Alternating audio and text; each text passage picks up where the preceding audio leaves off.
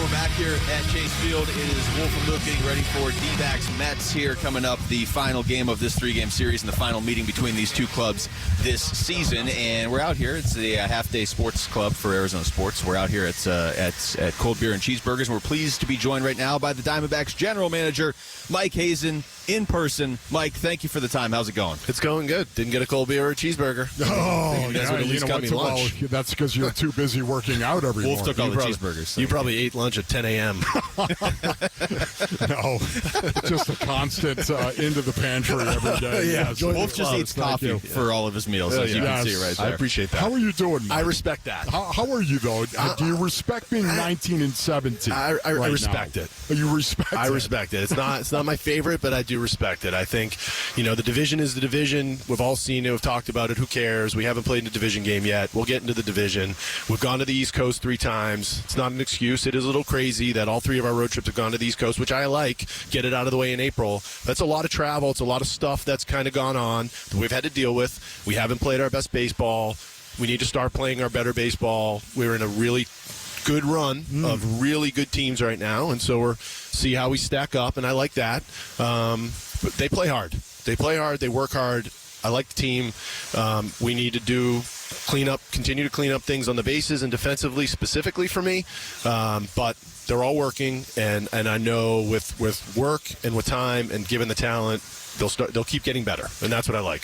Being here yesterday, the last couple of days, really, there was such just a vibe of, man, it'd be great if Zach Gallen could go deep into the game, because you're not expecting that from Ryan Nelson on Monday. I mean, just given his role, you're not expecting 7 innings from him, but for Gallen to pitch the way he did and to put you guys in position to win, but also to save the bullpen, how big was that for you? Yeah, look, once Corbin was missing a start and we weren't going to IL him, it's putting a lot of stress on the pen, which is good because we don't want to lose Corbin for more starts than we need to, which it looks like that's going to happen, which is awesome. But it did put some stress on the pen to kind of go through a man down, which we wanted to try to do from a global perspective. And so those guys have had to work quite a bit. We've tried to roll through some extra arms to make sure that the pen is protected. But the number one thing in keeping those guys where we need to is having the starting pitchers go deep. And on the whole for the season, we are up there in the top of the league with starting pitchers working deep into games. I like that. We talked about it before the season. It's going to be something that is hugely beneficial as you move through the year. Those bullpen innings and appearances tack on. They build up on those guys. We've had seasons where we've led the league in appearances with multiple guys this early, and those guys in July and August and September, they're not the same. And so we've worked really hard for that. But the number one way that all that works is having starts like we got last night, and he pitched his butt off and against a really good team. I think this is one of the best teams in the league, if not the best team on a given night, in my personal opinion. I think they're deep. I think they're balanced. I think they do everything well, and he really shut them down. So, Mike, when you look at the bullpen right now, man, it's hard to evaluate. It really is because of all the injuries, of course, that you've had right now. Some guys like Kevin Ginkel as well coming back from injury, working his way through the season right now. How do you evaluate the bullpen? Where do you rate it right now? How concerned are you? I'm not overly concerned. I think we have a lot of good arms still. I still think this bullpen on the whole is more talented and deeper than the bullpens we've had in the past. Juan Murillo is a good example for me. He has a really interesting arm. We haven't brought those types of guys up into the pen. J. Mart was like that a couple years ago. So starting to see some of those guys that are young and not quite ready yet to handle maybe the full leverage role, but can come in and blow guys away. So I like that. That's something that's going to pay us dividends down the road. You saw with Jameson earlier. He's still working through some things. But that group I like from the underbelly of the bullpen. It's a stronger, deeper group than we've had. I think Shelby's awesome. I think Beeks has been really good. I think Thompson is Thompson. He's a steady Eddie guy.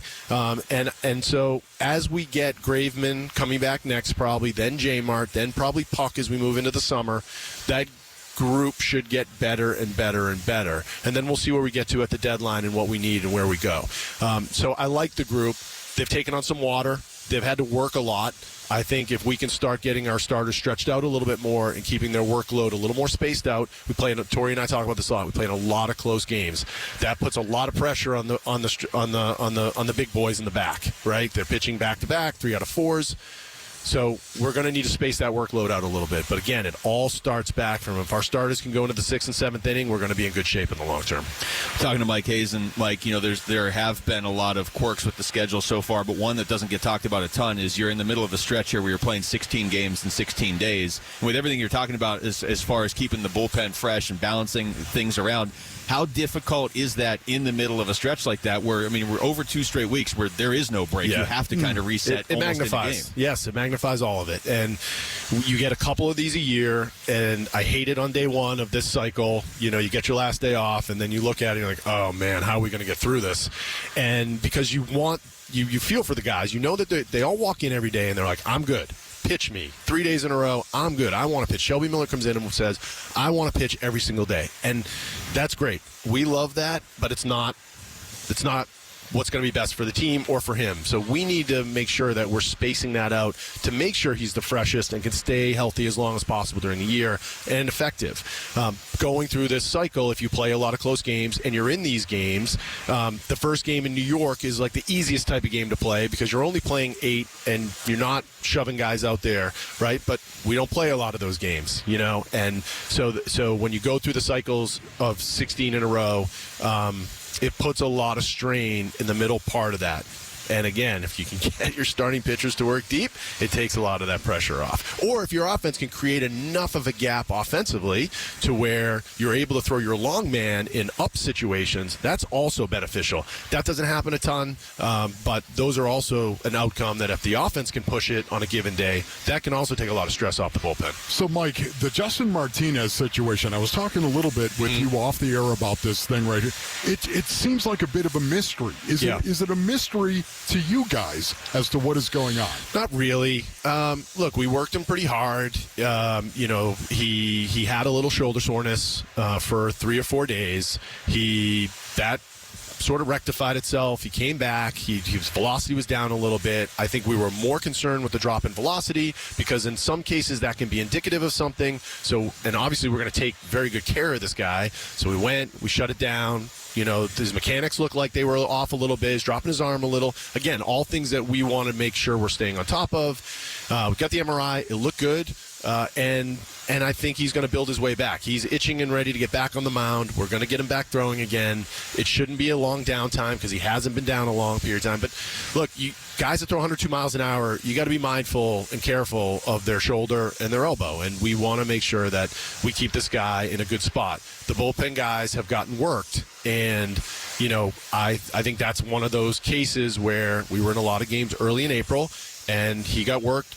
AJ got worked, and we just had to take a quick step back. So everything looks good so far, but I think our understanding of the velocity drop is a little bit more mechanically based and maybe got into a little bit of a bad habit and got coming back from a little shoulder soreness. We'll see what happens once he gets back on the mound. So, Mike, I'm a big believer in the psychology of sports. Yeah. I would imagine you are as well. Mm-hmm. Sometimes human beings get in the way of themselves. Sure. Okay? Because they're people. Sports psychology. There's nothing psychological as to what is going on with J-Mart, in your opinion. Neither you or I is even remotely qualified to. I'm just kidding. Both of us. Let's amateur psychoanalyze. No, I'm saying you have people that would be able to talk to you about I think when I look at what was happening when he was on the mound, he said he felt fine.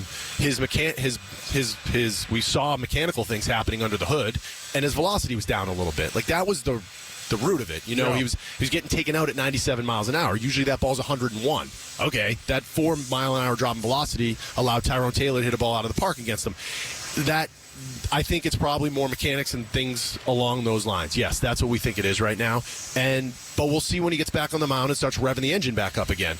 He was coming off of a little bit of a shoulder soreness, so there was something there. Yeah. We didn't think it was a full-blown injury, but there was something there that he was dealing with for a few days. So all of that stuff has now calmed down, and we're getting ready to kind of restart and go forward again. So, no, I think he's in a good spot. That's great. Mentally, he's pushing us. He wants to get on the mound, I think, yesterday, and we're kind of like, no, we're going to go through the process. Swag, he does. He's got and that. And he wants to be the closer, and he wants to be there at the end of the game. All really good things for us. Mike, we always appreciate this. Thank you so much. Good luck today, all right? Yeah, it's good seeing you guys. Thanks for watching Wolf and Luke. Tap to see more and click the button in the middle to subscribe to Arizona Sports.